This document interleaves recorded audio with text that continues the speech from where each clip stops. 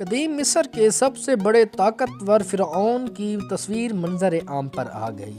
مزید ویڈیو شروع کرنے سے پہلے اگر آپ ہمارے یوٹیوب چینل کے اوپر نئے آئے ہیں تو چینل کو سبسکرائب کرنا مت بھولیں اور ساتھ میں دیے گئے بیل آئیکن پر بھی ضرور پریس کریں تاکہ آپ کو ریگولر نوٹیفیکیشن کے ساتھ ویڈیوز ملتی رہیں۔ شروع کرتے ہیں آج کا ٹاپک۔ قدیم مصر کے سب سے طاقتور فرعون رامسیس دوم کا چہرہ 3200 سال بعد جدید ترین سائنسی ٹیکنالوجی کی مدد سے منظر عام پر آ گیا۔ بین الاقوامی میڈیا کی تفصیلات کے مطابق مصر اور انگلینڈ کے سائنسدانوں کے اشتراک سے 3D ماڈل کا استعمال کرتے ہوئے فرعون کے چہرے کے نقوش دوبارہ تشکیل دیے گئے۔ سائنسدانوں نے فرعون کے چہرے کے نقوش کو دوبارہ تشکیل دینے کے بعد اس کی عمر تقریباً نصف صدی تک کم کر دی تاکہ اس دور کا چہرہ واضح کیا جائے جس وقت اس کی حکمرانی عروج پر تھی۔ اس طرح سے جدید ترین